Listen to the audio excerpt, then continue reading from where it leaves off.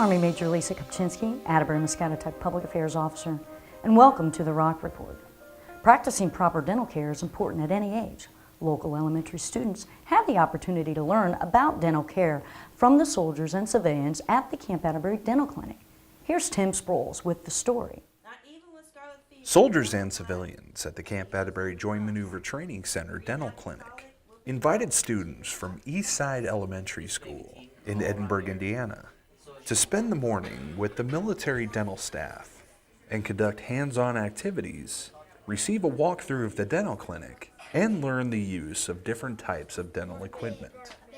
But the purpose of this mission here is to inform children how important it is to keep their teeth clean. You know, as far as a lot of kids, they eat all these sweets and other unhealthy foods, and they don't realize the importance of it until much later in life.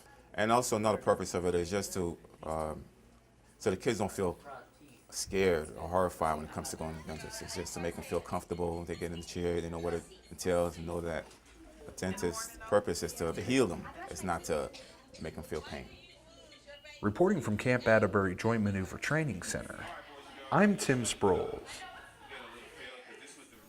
A deployment ceremony was held for Indiana National Guardsmen of the 638th Aviation Support Battalion.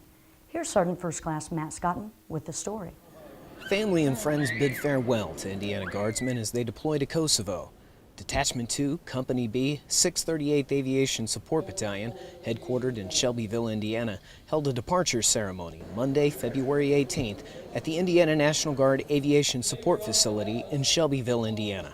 We're going to Camp Bondsteel, Kosovo, and we will be the maintenance priority company for an assault company and 2 medevac aircraft at Camp Bondsteel. We're very well prepared. We've been training as a unit since October. We conducted our pre-mobilization training at Camp Atterbury, so we're ready to go. The soldiers will conduct Army aviation support operations in Kosovo during a nearly year-long deployment in support of Kosovo force before returning home next year. I feel like I'm about as prepared as I can be at this point. All the training we went through, both technically, tactically, and for my home life, I feel like they've prepared us about as much as they could, giving us the resources and references we need. As the 638th deploys in support of America's interests abroad, Indiana wishes them well and waits for their safe return home to family and friends. Be proud of your state, be proud of your nation, be proud of your heritage, I know you are, and finally be safe. Reporting for the Indiana National Guard, I am Sergeant First Class Matt Scotton. We'll be right back with more Rock Report after this.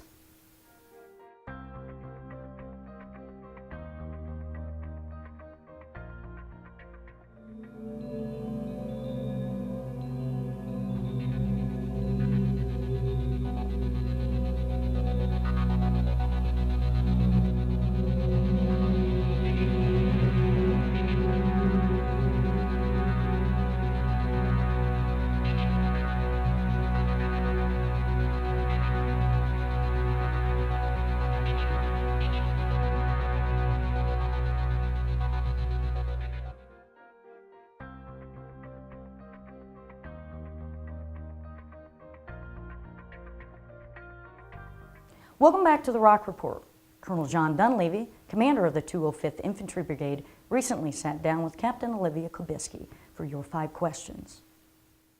Hello, welcome to the 5 questions. This is Captain Olivia Kopczynski, and I'll be talking to Colonel John F. Dunleavy, commander of the 205th Infantry Brigade today. Good morning, sir. How are you? Good morning. How are you today? We're doing great, thank you. Awesome. Could you talk briefly about the relationship between garrison and the 2 brigades here and how that relates to training? Well, you know, it's a great relationship here, and honestly, the best one I've seen since I've been in the Army. What we've done here is, between the 2 brigades as well as the garrison, as opposed to everyone looking as, hey, this is my role and my responsibility, we've really looked at missions across the board and really organized ourselves to best support the soldier as well as the units going through. And that partnership as we move forward is really been the finest that I've seen. Awesome. What makes 1st Army Division East soldiers so uniquely qualified to complete this mission?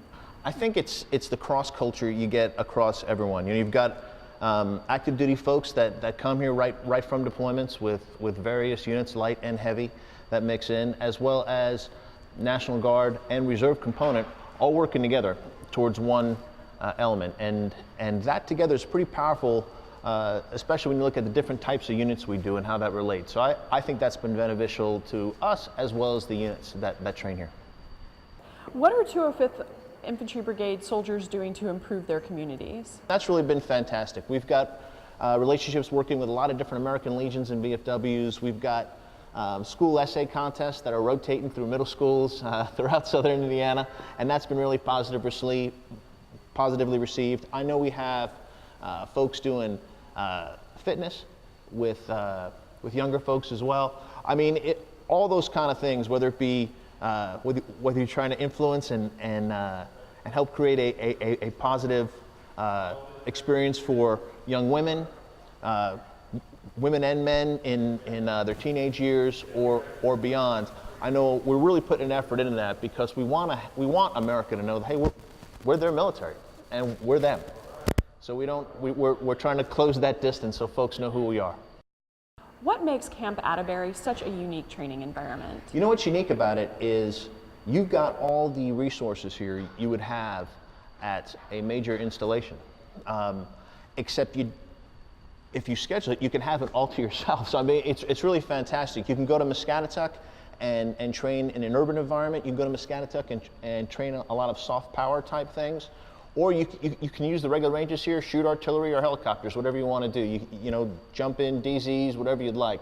So it's got a wide range of things here. And they're also building here an incredible MTC capability, where a lot of posts are kind of limited in the size and number of people you can do with that. Here they're really in investing to create a lot of legs on that. So you can really take not just your division headquarters, but also trace elements and do those MTC, CPX type operations all here at one time. And I think that's all very positive to get that kind of trading effect, especially when you're trying to relate that to cost and do the most for the best amount of money. Absolutely. Is there anything else that you'd like to add, sir? No, thanks. This has been a great opportunity just to kind of, not really just to highlight us, but to really just highlight the community here in central and southern Indiana as well as the installation and all the opportunities it provides. Okay, great. Thank you so much, sir, for taking the time to come and speak to us today. Thank you very much. Thank you for joining us today. This is Captain Olivia Kopczynski from the 205th Infantry Brigade. Remember that you can submit questions to the 5 questions through the Atterbury Muscatatuck Public Affairs Office. Have a great day. Stay tuned for more Rock Report after this.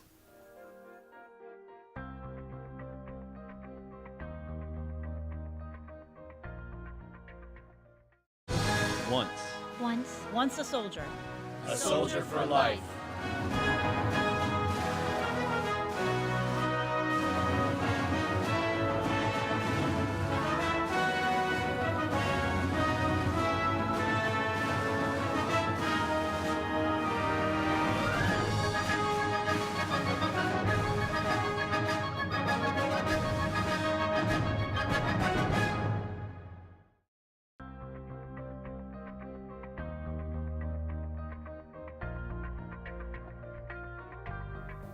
Police officers from Noblesville, Indiana, spent a week at Atterbury Muscatatuck to perfect their tactical procedures. Here's Ashley Roy with the story. Members of the Noblesville, Indiana Police Department Emergency Services Unit conducted a week-long training exercise at Camp Atterbury Joint Maneuver Training Center in Edinburgh, Indiana. Officers utilized a number of Camp Atterbury's training resources to run through scenarios and establish best practices for their tactical procedures. Well, our team comes down to Camp Atterbury 2 times every year, spend a week utilizing the range facilities that are down here. You know, Atterbury just gives us an opportunity to utilize different training areas and ranges that we just can't get anywhere else up in Noblesville or in Hamilton County. The characteristic of the ranges and the shoot houses and the Urban Assault Center lend themselves to the type of training that our tactical team needs to perfect some of the skill sets that we utilize on operations and in training back in Noblesville. Police! You know, I'm just grateful that a facility like this, you know, exists and that the military has opened it up to civilian and law enforcement agencies to conduct training here, because the benefit is really immeasurable for us. Reporting from Camp Atterbury Joint Maneuver Training Center, I'm Ashley Roy.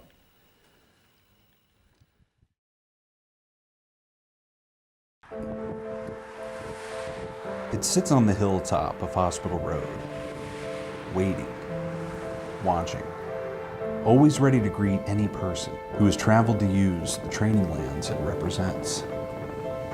It's a unique welcoming for a military installation. It almost seems like it was an afterthought. Who did this? Why was it done? Where did the idea come from? The quartermaster, the post quartermaster, once the the post was activated, he knew that these Italian POWs were artisans, so he recruited a couple of them to carve the rock. So they moved it to where it is today, and Lee Brio and a friend of his, spent the entire summer carving the rock. And we had a ball because we milked that project for 3 months. We could have done it in 3 days, but we there. Let's stay here. There was people went by saying hello. It was bringing us drinks, Over the years, this carved rock seemed to change. Not in its physical appearance, but in people's perception. It's a monument. It's not the Statue of Liberty. It's not Mount Rushmore, but it's a monument just like those.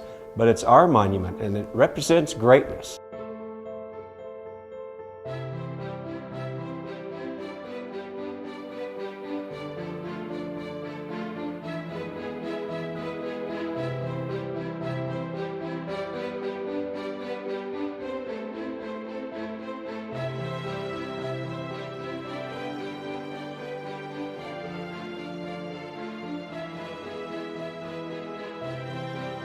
Is it just a monument, or could it be a symbol of Atterbury Muscatatuck? Waiting, watching, always ready when its country needs it.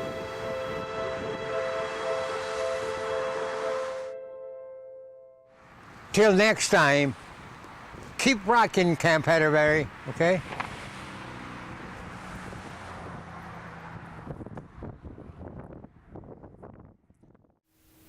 Thank you for joining us on this episode of the Rock Report.